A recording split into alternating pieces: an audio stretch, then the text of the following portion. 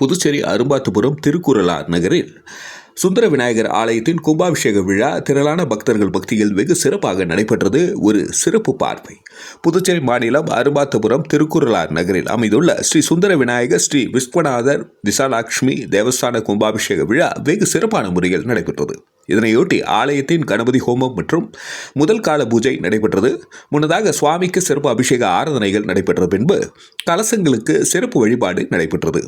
இதனைத் தொடர்ந்து முக்கிய நிகழ்வாக இன்று விக்னேஸ்வர பூஜை, 4ஆம் காலம் யாகசாலை பூஜை நடைபெற்று அனைத்து சாமிகள் பிம்பசுத்தி, தத்துவார்ச்சனை, நாமகரணம், ரக்ஷாபந்தனம், வேத கோஷங்கள், மந்திர புஷ்பம், நிர்வாகத்தினர்களுக்கு பரிவட்டம் மரியாதை, தொடர்ந்து யாத்திராதானம், மகா தீபார்த்தனை, யாகசாலையிலிருந்து கும்ப கலசங்கள் புறப்பட்டு ஸ்ரீ சுந்தர விநாயகர் கோபுர விமானம் மற்றும் பரிவாரங்களின் மகா கும்பாபிஷேக தீபார்த்தனை வெகு சிறப்பான முறையில் நடைபெற்றது.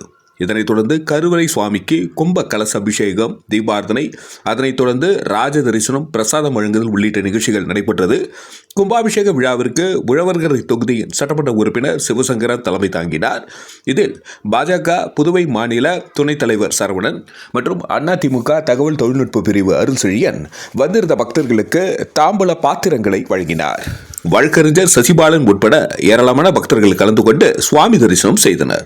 அதனைத் தொடர்ந்து கும்பாபிஷேக விழாவில் கலந்து கொண்ட பக்தர்களுக்கு அன்னதானம் வழங்கப்பட்டது.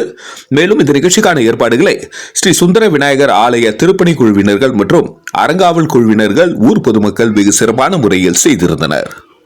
நன்றி. மக்கள் மொழி செய்திகளுக்காக சரவணன், புதுச்சேரி.